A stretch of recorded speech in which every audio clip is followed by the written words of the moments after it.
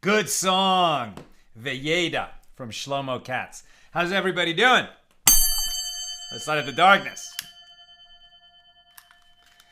Who's with us on a Tuesday night?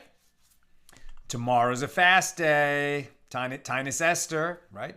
Just as Esther and Mordecai fasted when there was a decree hanging over the lives of all the Jewish people in the world in the book of Esther, so we fast tomorrow. And then tomorrow night, we break the fast and enter Purim, the happiest day of the year. Good times coming this week. Okay, who is with us on a Tuesday night? Stephen in New Hampshire, James in Annapolis, Yehud in South Carolina, Renee in Indiana, Melissa in Great Neck, Nancy, North Carolina, Miriam in Colorado, Patrice in Utah, Sharon in New Jersey, Karen in Northern California, PK in Colorado, Shandora in the Bronx, Tom in Hawaii. All right, Tom, I hope you're having a great time. Midge in North Carolina, Paula in Chicago, Sharon saying thank you. Did you have a happy birthday? I hope it was a great birthday, Sharon. And sorry we weren't learning on the day of your birthday, but we went to a Sheva Brachas last night. So when a Jewish couple gets married, then for the whole week the family throws parties for them. So it was a kind of a small and intimate gathering. And then when you say the grace after the meal, so 7 people are asked to say each one of the blessings for the newlyweds. And the uncle, sort of came up behind me in time for the 4th blessing. I'm like, okay. I read Hebrew well enough, but I hadn't really done that before. And the 4th of the 7 blessings is the one that doesn't start with Baruch. And suddenly everyone's looking at me and I got to read this blessing and it doesn't start with Baruch like all the other ones. And am I looking at the right place? And the words just started swimming in front of me, but I muddled my way through and I actually didn't make a mistake. I was so happy. Anyway, Guy in Dayton, Ohio, Bella in Florida, Lindsay in Cincinnati, Gwen doing great.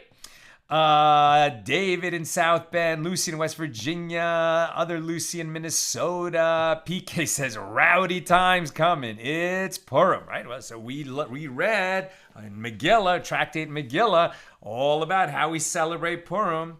Does it mean that we have to get so literally intoxicated that we can't distinguish between blessed is Mordecai and cursed is Haman? The opinion that is disputed. There are multiple opinions on that question. Some just say drink more than usual. Some say drink till you get sleepy. Yeah, some say get drunk. Different ways to observe the holiday. Rosie in Brooklyn, John in Surfside Beach, Bill in Mid-Missouri. And now we know what Mid-Missouri is all about. Thank you, Bill.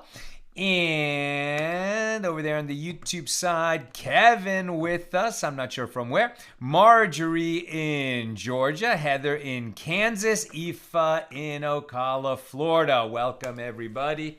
May you have an easy fast tomorrow. Where am I? Today's episode of AT Daily, sponsored by our great supporters, Michael and Jeannie Schechter. Beautiful dedication for the strength of the Ukrainian people. Amen. There are so many people in harm's way. May there be a minimum. May peace reign now and no more loss of life. But if the war must continue, may the people in harm's way be strengthened, be saved, be healed. Please, God, end this war and save all the innocents. And we say amen. Michael and Jeannie, thank you for sponsoring our show today and enabling us to share more Torah with more people around the world. May you and all your loved ones be showered in blessings. And we say amen. Right. Okay. Not going to lie. Today's page, not an easy one. This tractate gets tough. But what's beautiful about it is that, as we're seeing, we're still discussing the first Mishnah here in chapter 1. We're talking about yibum, the obligation of a surviving brother to marry the widow of his brother who died, married but childless. However, that obligation, and then he has the alternative mitzvah to perform, the widow and the surviving brother, to perform the ceremony of chalitza, if as an alternative to getting married. However, neither yibum, levirate marriage, that wedding, that marriage between the surviving brother and the widow, nor the ceremony are required. They are exempt from both if there is some other relationship between them that would prohibit them from getting married. For example, that this surviving brother already has a wife. You can have multiple wives, at least in ancient times, according to Torah law. But if the wife you've already got is the sister of this widow, like two brothers marry two sisters, so then he can't marry her because then he would have two wives who are sisters, right? And so now this woman is prohibited from him by two prohibitions. You can't marry your brother's wife unless it's a yibum situation, and you can never marry your wife's sister. So now there are two prohibitions. Neither yibum nor chalitza applies. Now we've been working, the sages have been working really hard to derive exactly how do we understand these laws, what is the proof text for these laws, and what are the exceptions? Because our Mishnah actually says that if the widow has one of these prohibited relationships with the surviving brother that are going to prevent her from being, qualified or able to marry him, so therefore not only is she exempt from yibum with the brother-in-law, but also if the brother who died childless had multiple wives, right? If he had two wives and only one of them has this prohibitive relationship with the surviving brother, nonetheless, both wives are going to be exempt from yibum and chalitza. So that's the co-wife or the rival wife, same term. Different terms for the same relationship. And the sages are deriving, so how do we know that, right? And yesterday, or 2 days ago, since we didn't have class last night, we were looking at, establishing this general principle of, okay, we've established that a positive mitzvah will override a negative mitzvah if both are equal severity. Will the positive mitzvah override a negative mitzvah that carries a stiffer penalty? In this case, charis, death at the hands of the heavenly court. Well, marrying your brother's wife would carry charis, but that's the yibum situation, so we put that aside. If you already have a wife, and the widow that stands to be married in yibum is your wife's sister, so then that doesn't overcome the negative mitzvah. So maybe we see that a positive mitzvah doesn't overcome a negative mitzvah with a charis penalty. But we can't be sure because in this case we also have the idea that, a positive mitzvah doesn't overcome two negative mitzvah, brother's wife and your own wife's sister.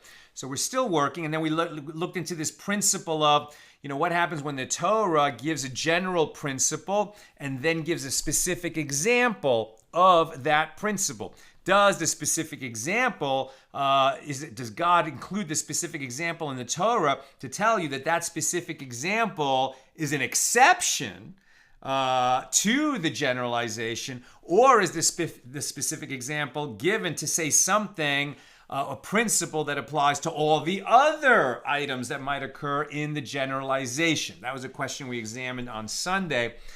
So we continue, getting into exactly how the sages will derive a decree and even a written law that is not explicitly stated but still counts as a written law of the Torah, God-given law, as opposed to a rabbinic decree to protect the Jewish people from coming to transgress a written law.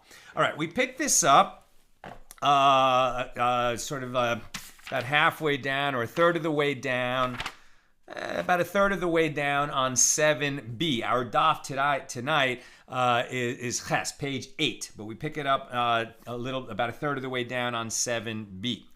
So the suggestion that other women with whom relations are usually forbidden might be permitted for yibum was based on a different argument than the one that we were just citing on Sunday. It might enter your mind to say, let this claim be derived by a new hermeneutical principle, another principle of deriving laws from the Torah. What is this principle? What do we find? What does it mean? What do we find?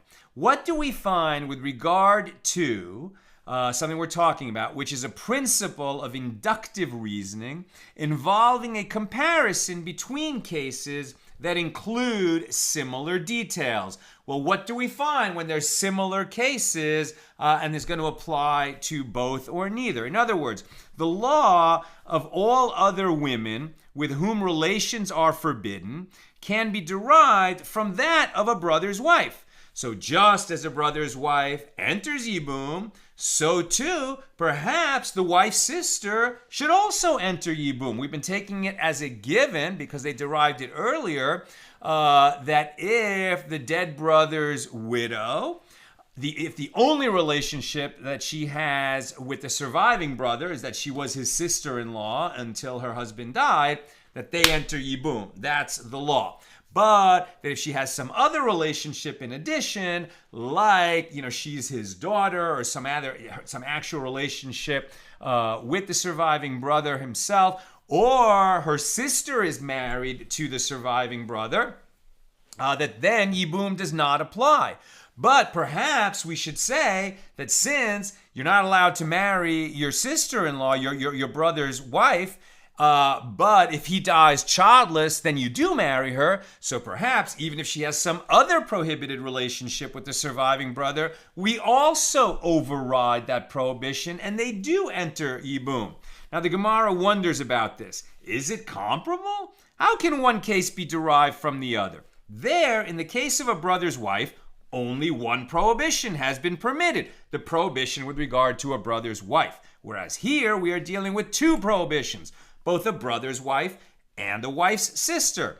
And the Gemara answers, well, it is nevertheless necessary to refute this suggestion, right? This is not the law. All these other relationships do come and exempt the surviving brother and the widow from yibum, but we have to get the proof for that, right? And so this suggestion that, well, maybe we've been wrong all along, and if they have any other relationship, we're still going to override that other relationship so that yibum does take effect. So how do we refute that? So it is nevertheless necessary to refute this suggestion. We must refute it. We can't just let it go, lest you say, well, since it is permitted, it is permitted. In other words, the Torah permitted a brother's wife in yibum, despite the fact that she is ordinarily forbidden, and she remains permitted even if the additional prohibition with regard to a wife's sister applies to her. You might have said that. We're not going to say that. And from where do you say that we state this reasoning? Why might you say that? Well, since it is permitted, it is permitted. Where do you get that? As it is taught in a baraisa with regard to a leper whose 8th day. So now we're going to be talking about a case that seems to have no relationship to yibum, but it's a case where somebody is permitted to do something, and then he's got a second prohibition on him, and it's going to remain permitted, right? So that's the analogy to our case. We're going to let the brother and the surviving brother and the widow marry, even though they are, that normally you can't marry your brother's wife. So perhaps even if she's also your wife's sister, we're going to permit it, because once she becomes permitted in yibum, it's going to be permitted on that other prohibition as well. And we're going to compare that to the case of a mitzora, so somebody who developed that skin condition, tzara'as, while the temple was standing, and eventually the tzara'as goes away. Now he counts his clean days, and eventually he immerses in the mikvah, and then he comes to the temple to complete his purification. and he's going to bring some offerings. But before he can bring the offerings, he's actually got to go through a very, very colorful little ceremony at the temple where he's going to bring a guilt offering, and a priest is going to take some of the blood of the guilt offering and put it on his toe, his thumb, and his ear of the person who needs to be purified. And then his purification is going to be complete. But what if it's his 8th day? This is the day when he's supposed to come to the temple and complete his purification.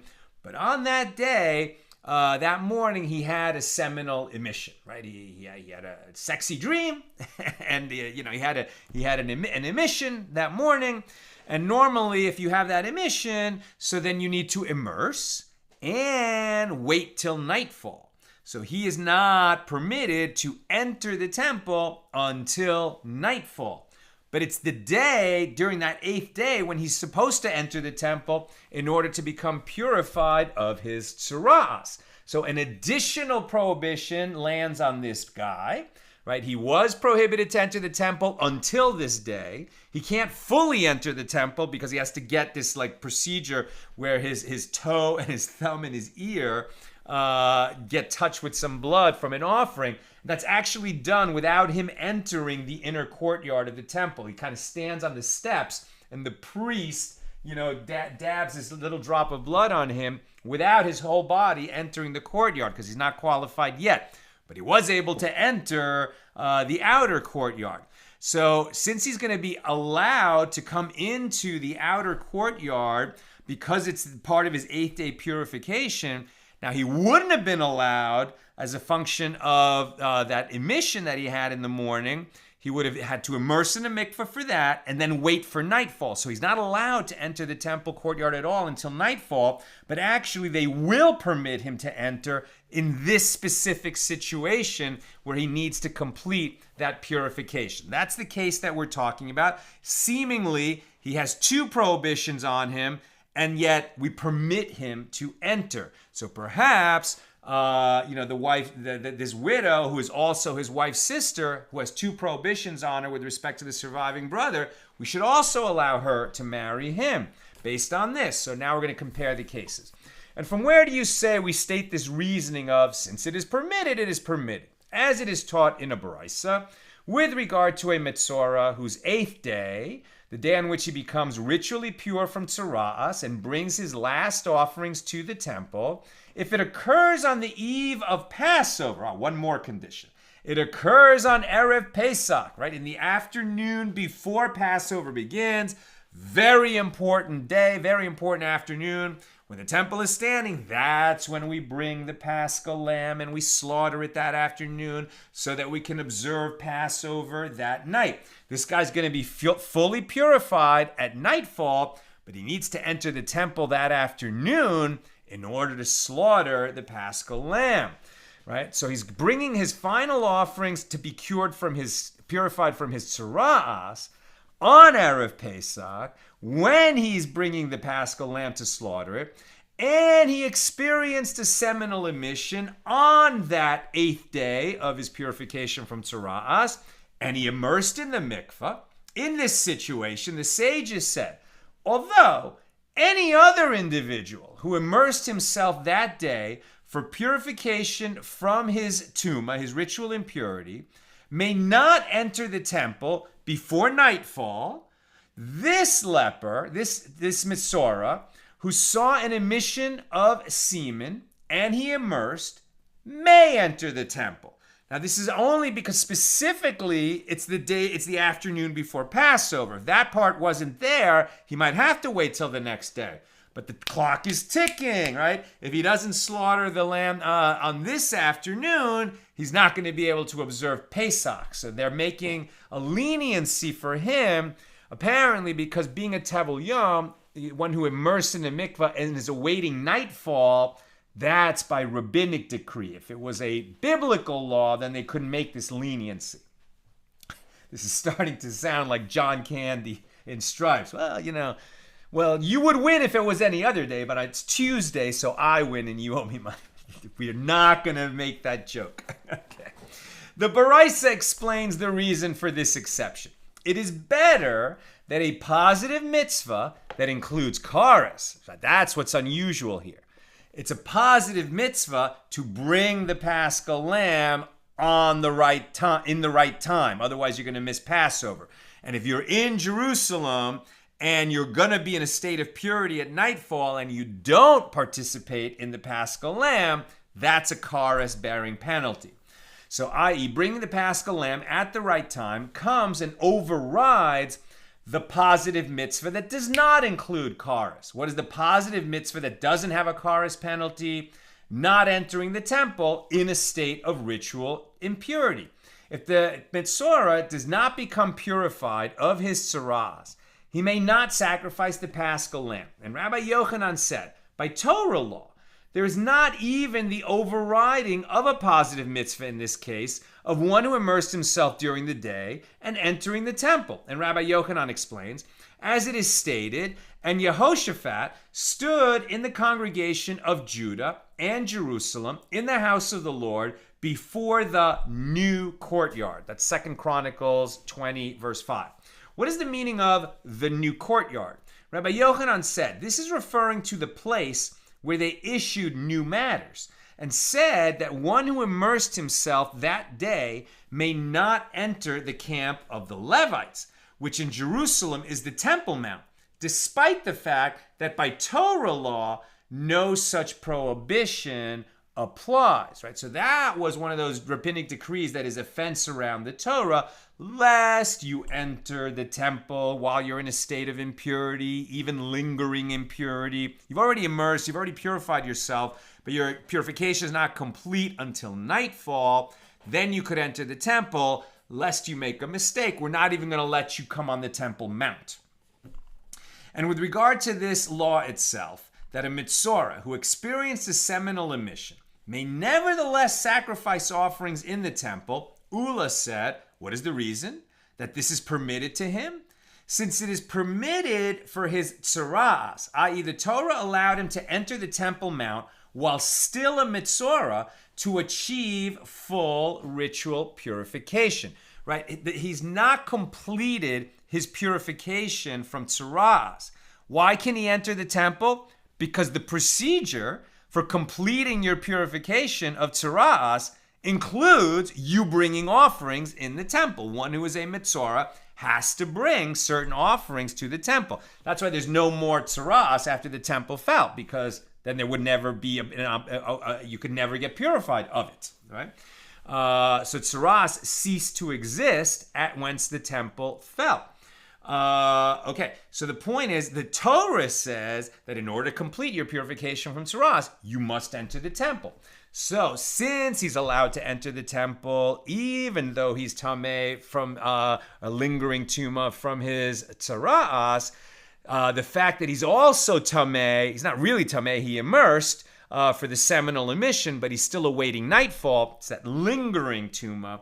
We're going to allow for the, we're going to override both the lingering tumah from his incomplete purification from being a Metzora, and we're going to override that lingering tumah, that lingering impurity from one who had a seminal emission, immersed, and is awaiting nightfall. We're going to override both of those lingering impurities so that he can enter the temple and complete that purification for the tzaras, right? So Ula says, what is the reason? Since it is permitted for his tzaras, the Torah allowed him to enter the Temple Mount while still a Metzora to achieve full ritual purification, which requires that he sacrifice offerings. Therefore, it is also permitted with regard to his seminal emission. And this shows that the Tana accepts the principle that as one prohibition is permitted, two prohibitions are likewise permitted. Now, the Gemara rejects this argument. That's why we're not going to apply it to the case of, yibum, where the surviving brother is permitted to marry his dead brother's wife because of yibum, but he's not permitted to marry her if she also happens to be his wife's sister. We're going to let him overcome one prohibition to do yibum, but not two prohibitions. Is this assumption comparable to the case of Ula with the Metzora, who also has tumah from the emission? Now we're in 8a. This works out well if we say that the deceased brother had first married one of the sisters, who was thereby rendered prohibited to the Yavam, the surviving brother, as his brother's wife, and only afterward had the living brother married her sister, which renders his brother's wife forbidden to him on another count, this time as his wife's sister. As in that case, one can say that since the first prohibition with regard to a brother's wife was subsequently nullified and thereby permitted by the mitzvah of yibum, the prohibition with regard to a wife's sister was also nullified and thereby permitted. However, if the reverse occurred, and first the living brother had married his wife, and only afterward the deceased brother had married his sister, in this case, the prohibition with regard to a wife's sister precedes the prohibition prescribing a brother's wife, i.e., she was initially forbidden to him as his wife's sister. Consequently, even when the second prohibition lapses upon the death of his childless brother, the first prohibition should remain intact. What we're dealing with here was there ever a time when there was only one prohibition on the brother, that of a brother's wife, or where there's always two prohibitions, right, that wife's sister and brother's wife, so that when the brother died, two prohibitions were there already, right? And furthermore, even in a case where the brother who died had married first, it works out well. It works out well only when the brother who died had married the woman and then died, and only afterward the surviving brother married that brother's wife's sister. And the reason is that in this case, the sister of the wife of the deceased brother was fit for him in between, i.e., during the period when the brother died, and there's a widow that stands, for yibum, so they're permitted to each other. But before he performs either yibum with the widow or chalitza, he marries the widow's sister. So there was a time when she was fit to marry him, but then she became prohibited because he married her sister first. She was fit for him in the time in between, during the period from when the deceased brother died until the surviving brother married the widow's sister. Therefore, it can be claimed that the second prohibition should not apply. However, if the deceased brother, the brother who died, married first and did not die yet, and afterward, during the deceased brother's lifetime, the living brother married the widow's sister, so she was never fit for him, as there was no period of time during which she was permitted to him. As opposed to when we look at the two cases of the Mitzorah, right? So when he woke up that morning, let's say when he woke up that morning, he was ready to bring offerings to the temple, and then he had his seminal emission like mid-morning, right? So then there was a time when he was fit to enter the temple. Then the second prohibition came on him when he had that emission. So then he immersed. And now we're going to let that prohibition go. But we're being very careful to say, are these cases comparable? The operative question being, was there ever a time when only one prohibition applied, or did this person have two prohibitions on him the whole time, and we override both prohibitions?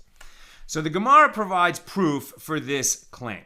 Doesn't Ula agree that if a Mitzorah experienced a seminal emission on the night of the 8th, not on the 8th day, but on the previous night, that he may not insert his hands and feet to the thumb and big toe to receive the blood and oil for his purification, right? That this case of the seminal emission, it happened during the 8th day. If it happened the previous night, then this man was never fit to enter the temple on the 8th day because he had two prohibitions on him. According to this, Ula would agree. And the reason is that in this case, he is tameh, ritually impure, due to the emission, and he had not yet emerged from the impurity of tzara'as at a time that is fitting to bring an offering, as he cannot sacrifice his offerings until the daylight hours of the 8th day. Since there was not a single moment when he was permitted to enter the temple in his state of tuma, in this case, one cannot apply the principle, since it is permitted for one thing, it's permitted for both. Right? So that we're careful to draw that distinction. If he had the emission the night before, he was never fit to enter the temple.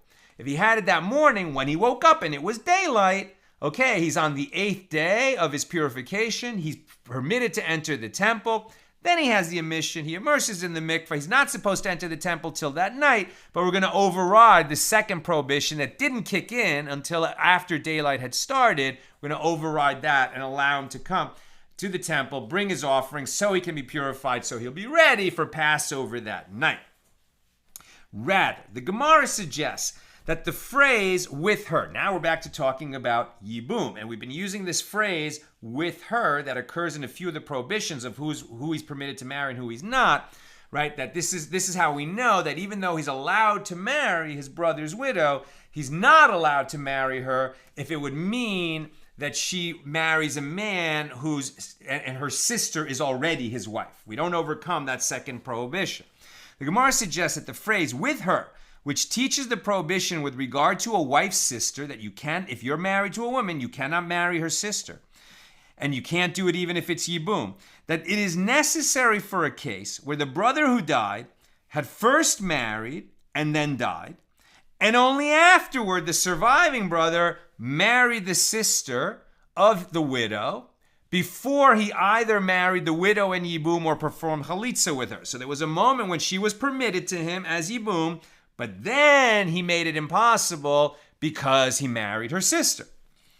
And only afterward the living brother married the sister of the widow, in which case the widow was permitted to him for a period of time. Accordingly, one might have applied the principle, since it is permitted, it is permitted. For this reason, it was necessary for the Torah to write with her to teach that this second woman is nevertheless forbidden as his wife's sister. We might have thought that we're going to override both prohibitions using the logic of since it is permitted, it is permitted. But because the Torah added that phrase, with her, he shall not uncover a woman's nakedness, and her sister with her, that is going to extend even to the yibum situation, and even if he married the sister after the widow became his Yevama, right? He became obligated in yibum with that widow. And if you wish, say instead, the suggestion that other women with whom relations are forbidden are permitted in yibum is derived from a whole different type of logic.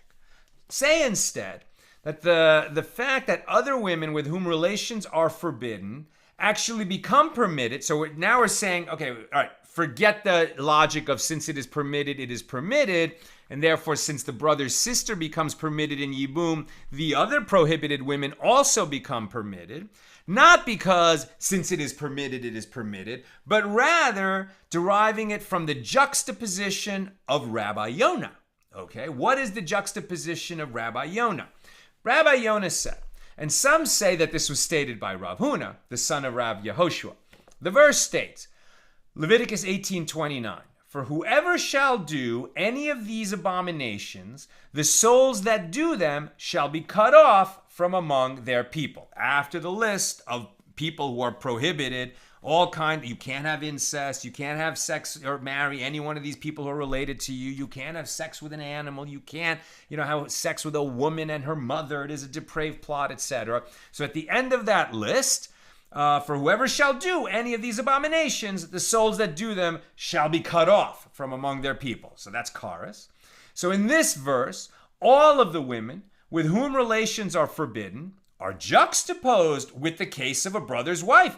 You shall not have sex with your brother's wife. That was part of the list.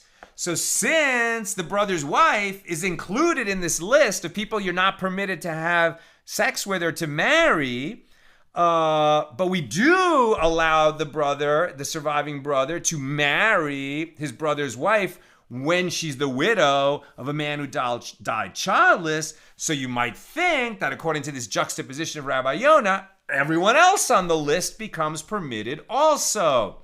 That's the logic. So consequently, one might say that just as a brother's wife is permitted in yibum, so too all women with whom relations are forbidden are likewise permitted.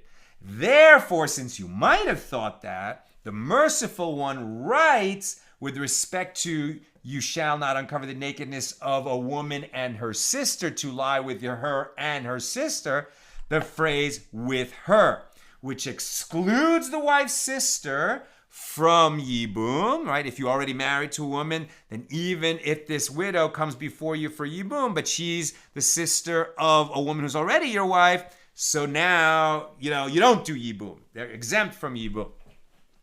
Against this proof, Rav Acha of Difti said to Ravina, since the law of all women with whom relations are forbidden can be juxtaposed with the case of a brother's wife and thereby rendered permitted in yibum, and these cases can equally be juxtaposed with the law of a wife's sister, which would mean that they are forbidden, what did you see that you juxtapose them with a wife's sister? Okay, since both are included in a list, right? Like, first, they're all prohibited. Therefore, if you have relations with any of them, kares penalty.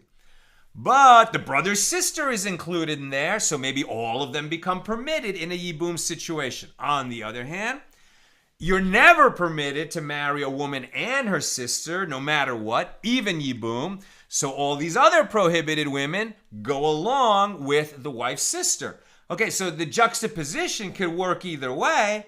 Which way do you choose? All the prohibited women become permitted if there's a yibum situation, or just as your wife's sister, you can never marry her, so too all the other women that have prohibited relationships with you, you cannot marry even in a yibum situation. Which way are you going to go? The juxtaposition could work either way. So the Gemara answers, how do we know which way to go? If you wish, say that if one must decide between two possible ways of understanding a juxtaposition, there's two juxtaposed cases, one of which leads to a lenient ruling and the other to a stringent ruling, so we juxtapose to reach the stringent ruling. It's safer, not the leniency. Or, if you wish, say instead, here there are two prohibitions, a brother's wife and a wife's sister.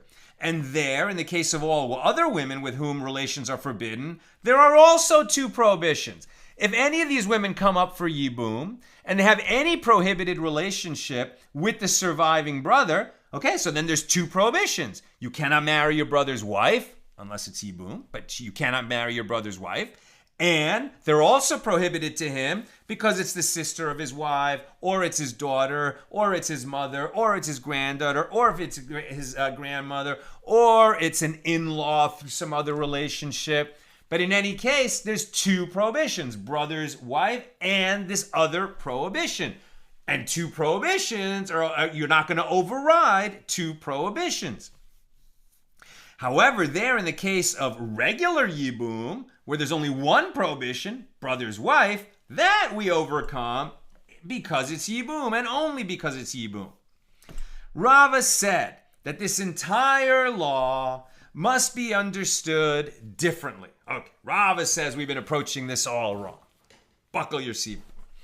Rava said that this entire law must be understood differently. With regard to a forbidden relation herself, it is not necessary for a verse to teach that she cannot enter into yibum, because a positive mitzvah does not override a negative mitzvah that includes a kares penalty, a heavy penalty, death at the hands of the heavenly court.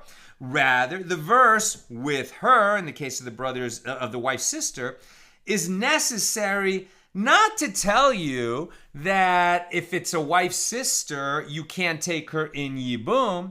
The phrase with her comes to teach an additional stringency. What is that stringency? That the co-wife is also exempted, even though she doesn't have a prohibited relationship with the surviving brother. The Gemara asks, and does the Tana in fact maintain with regard to a forbidden relation that it is not necessary for a verse to teach that she is prohibited in yibum?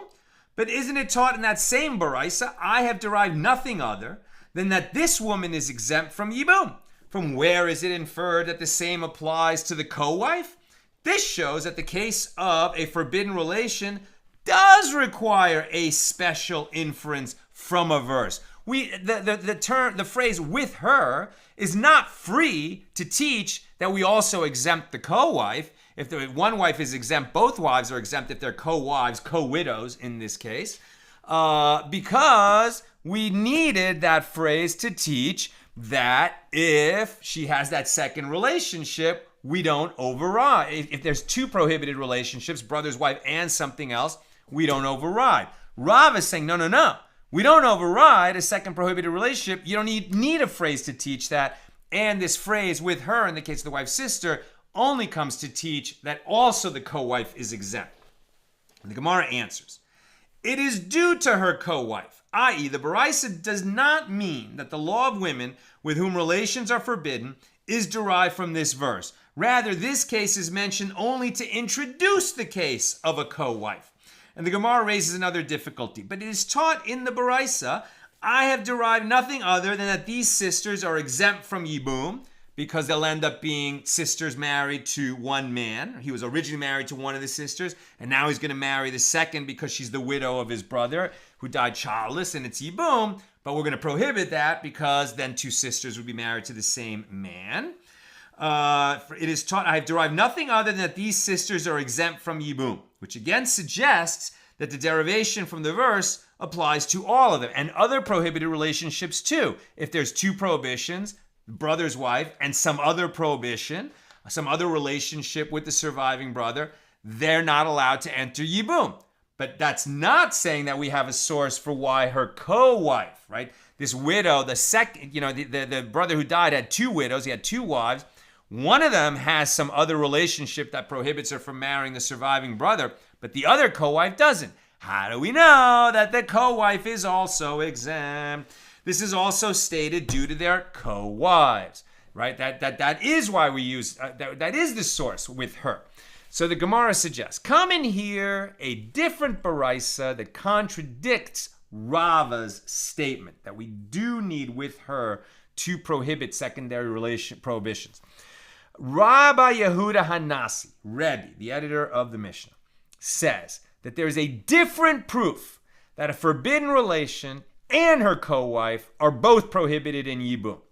The Torah says, Deuteronomy 25:5, he will have intercourse with her and take her to him to be his wife and consummate yibum with her. Deuteronomy 25:5.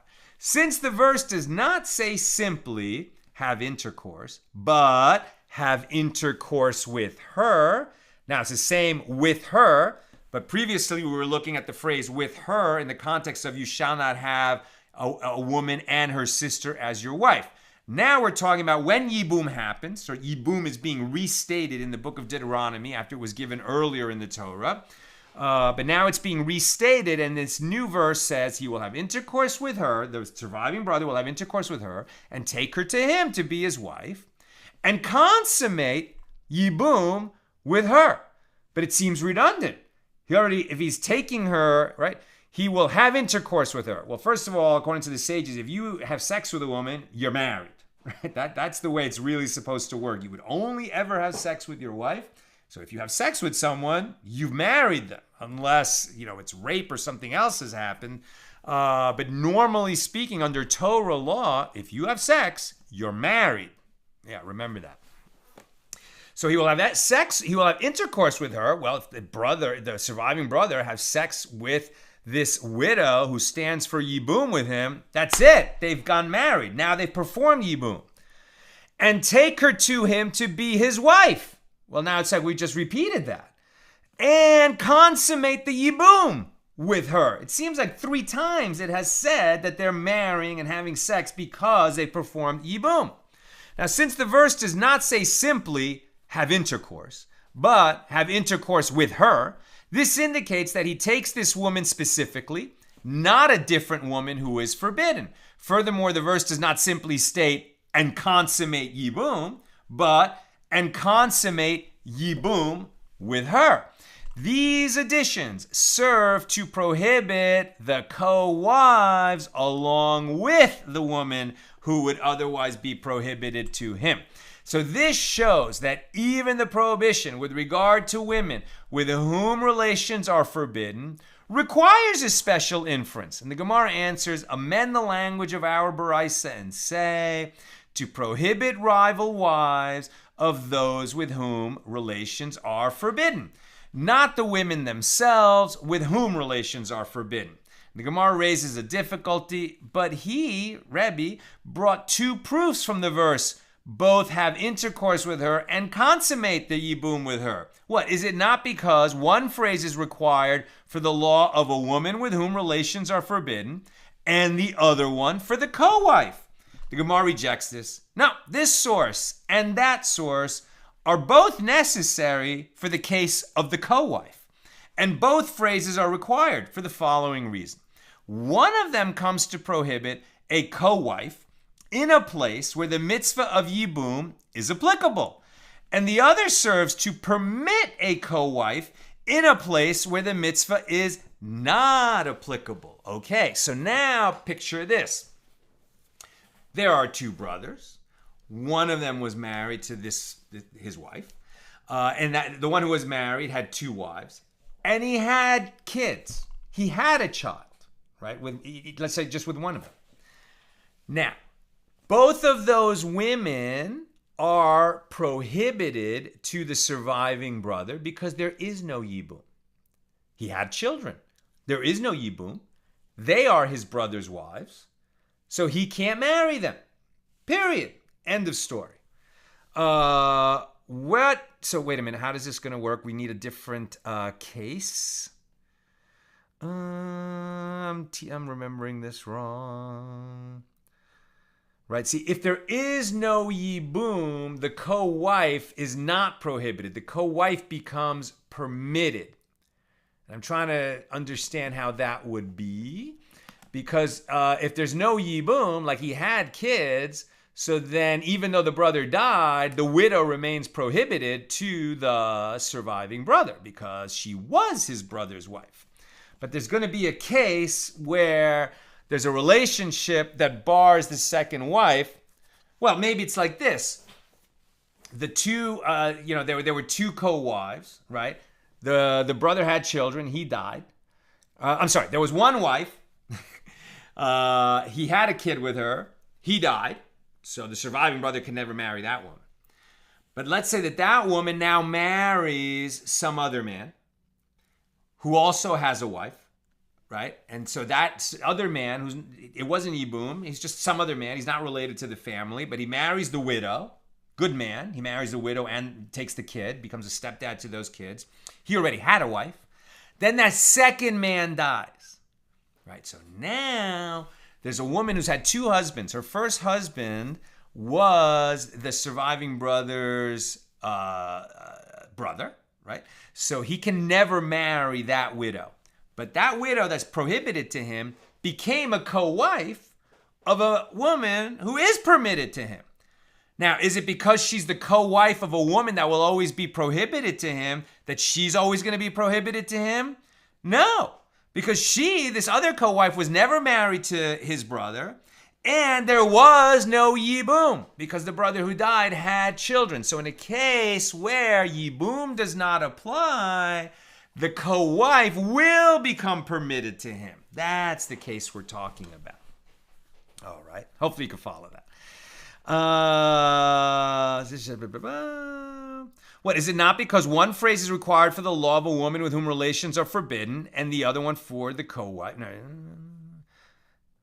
To permit a co-wife in a place where the mitzvah is not applicable. If a woman is the co-wife of one of those relatives forbidden to a given man, he is permitted to marry her following the death of her husband, as the prohibition prescribing rival wives or women with whom relations are forbidden pertains only to cases where the laws of yibum are applicable, i.e. in the case of a brother's life. But with the second husband of the widow, who was not this man's brother, who already had a wife when he married the widow, and then he dies. Okay, so unfortunately, the first wife, she's bereft twice, widowed twice. But that other wife, who was only widowed once, there was never yibum. She was never related or prohibited to the brother of the original dead man.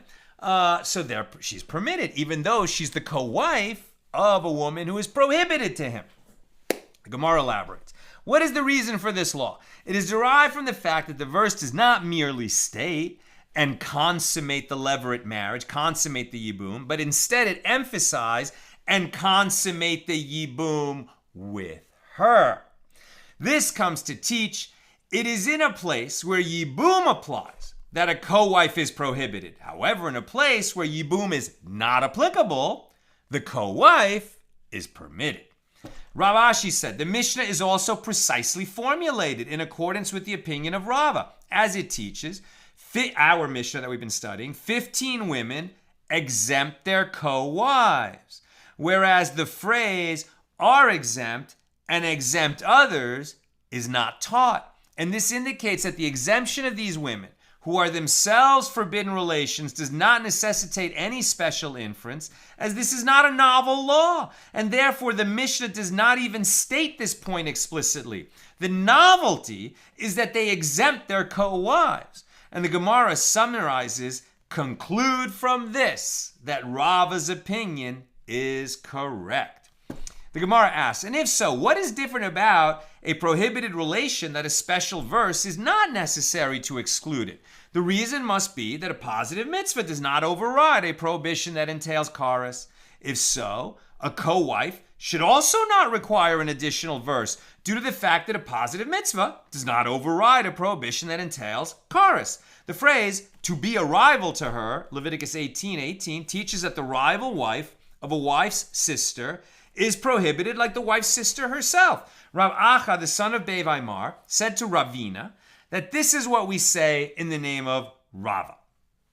With regard to a rival wife, to a co-wife too, a verse is not necessary, as is the case with a forbidden relation herself, since the prohibition in her case as well incurs charis, and therefore one would not think that the positive mitzvah of yibum overrides that prohibition. The verse is necessary to permit a co-wife in a place where the mitzvah of yibum is not applicable.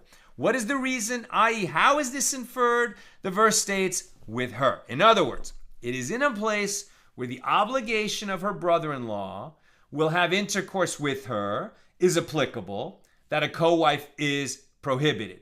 Whereas in a place where the obligation, her brother-in-law will have intercourse with her, is not applicable, that the co-wife is permitted. We're on 8b, and this again shows that in that second case that I've just drawn for you, where the woman was widowed twice and became a co-wife thanks to marrying her second husband, who has no relationship to the original surviving brother, and she had kids, so there never was yibum, that when she becomes a co-wife and then her second husband dies, she remains prohibited to the surviving brother because she was his brother's wife. But that second co-wife, who only became a co-wife with the widow when she married her second husband, she is permitted to the original brother because there's no yibum.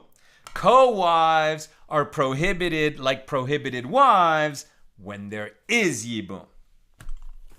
Rami Bar Chama said to Rava, if the phrase with her is referring only to the case where yibum is applicable, one can say that a forbidden relative herself should be permitted in a place where yibum is not applicable. According to this interpretation, the prohibitions with regard to all those with whom relations are forbidden are in effect only when yibum applies. Rava answered, and is it not a kal v'chomer inference? If these relatives are prohibited in a place where there is a mitzvah, even though there's yibum, because there's this other prohibited relationship, yibum does not override the second prohibited relationship, then could they possibly be permitted in a place where there is no mitzvah? Obviously, in the absence of yibum, you're not going to overcome a prohibition. There is no mitzvah that you could use to overcome that prohibition, so the prohibition is in full force. And the Gemara asks, this phrase, in her lifetime, is wait a minute.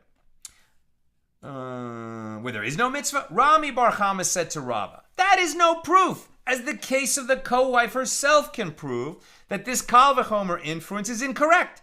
As in a place where there is a mitzvah, she is prohibited, the co-wife is prohibited.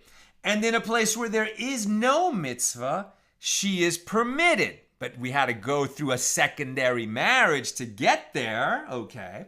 Rava said to Rami Bar Chama, with regard to your claim, the verse states, and you shall not take a woman to her sister in her lifetime. This indicates that all cases in which it is in the lifetime of her sister she is forbidden, even when no mitzvah applies. The Gemara asks this phrase, in her lifetime. So you could marry a woman and then her sister. See, because when your wife dies, then the prohibition, you can't marry two sisters, that ends. It's unlike, I guess, you can't marry your brother's wife even if she's his widow.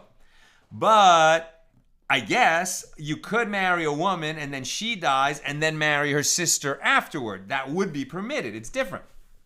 Right? The Gemara asks, this phrase, in her lifetime, is necessary, as indicated by the plain meaning of the phrase, to exclude the time after death, i.e. to teach that a wife's sister is forbidden only while the wife is still alive, whereas after her death, the sister is permitted. And the Gemara answers, that law, that a woman is permitted after her sister's death, is derived from Leviticus 18. And you shall not take a woman to her sister, as when one of them is dead, it is no longer considered a woman to her sister. Well, the Gemara asks, if this law is derived from a woman to her sister, I would say that even if she were divorced, her sister is permitted. Because now you're not even, you're not married to her anymore. You divorced her. But it says in her lifetime. So if you marry a woman and divorce her, but she's still alive, you can't marry her sister. Therefore, the verse states, in her lifetime, which indicates that the prohibition is in effect in all cases that are in her lifetime. This teaches that although she is divorced, her sister is not permitted. Rather, the Gemara suggests, we're almost done, questions or comments, get them in.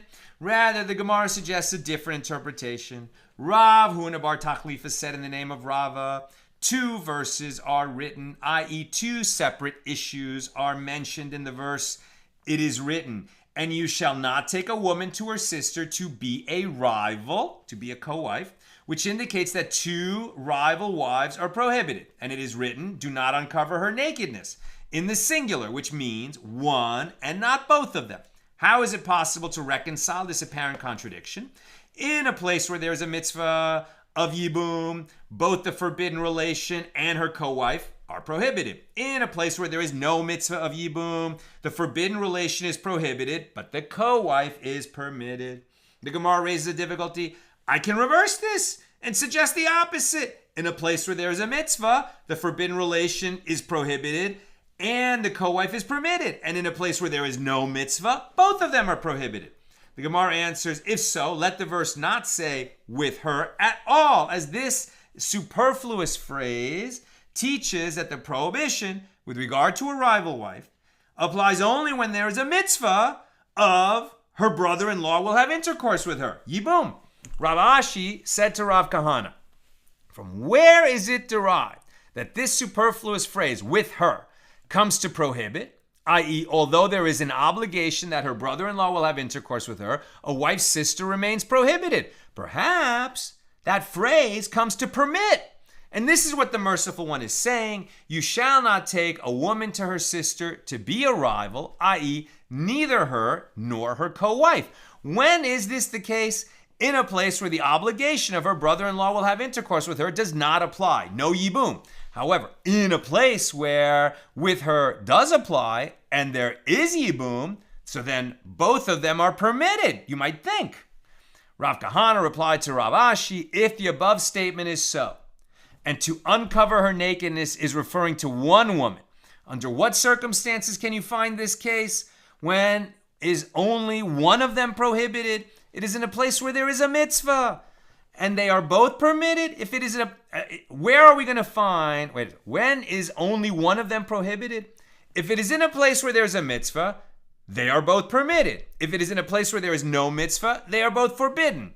Therefore, the earlier line of reasoning must be accepted. A rival wife is prohibited only in a case where yibum is in effect. If there's no yibum situation and he has no other prohibition with the co-wife becomes permitted to him even though her co-wife is prohibited to him. Woo! Not easy stuff, but we're getting to the heart of the matter and seeing how the sages investigate who's permitted and who's prohibited according to, we only have a few laws without tremendous specificity. When you think about a law passed in Congress, paragraph, so much, verbiage when the law was passed. But when God gave these laws, he only gave a few sentences for each case. And it's the sages who have to derive what are we going to do in all these actual permutations that happen in real life. Where there's real emotion going on. A man died. His widow is bereft. His brother is bereft. Are they obligated to each other? Are they not? There's a second wife. How does this change the situation? I mean, to understand what the law demands from us is not just, hypothetical situations for fun. We have to know what God's will is for us in each of these situations so we understand exactly what's going on and what we're going to do when cases come up in real life. All right, let's go to questions.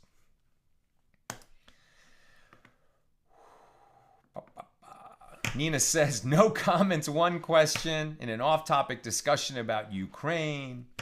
I had to run out, not sure if you answered this. If you married a woman and divorced her, and then your brother married her and died, does the obligation still hold? Well, your brother broke the law. If you married a woman and divorced her, your brother was not allowed to marry her, right? You can't marry your brother's wife.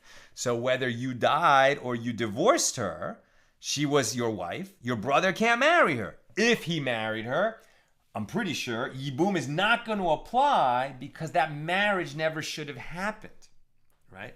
Since it wasn't a valid marriage, since he made a transgression when he married her, yibum doesn't kick in, and so it follows that we can't use the laws of yibum.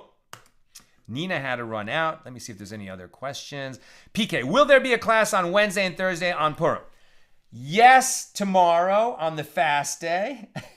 I will be weak, but I'll be here with God's help teaching the class. No, on Thursday. That's the afternoon when we have a big Purim Suda. We'll be celebrating. We'll be drinking. I'll be in no condition to teach. So yes, class tomorrow. No class on Purim Day. On Thursday, I don't think I'm going to be able to do a double daf tomorrow. So it'll be a single page tomorrow, Wednesday, at the end of the fast day.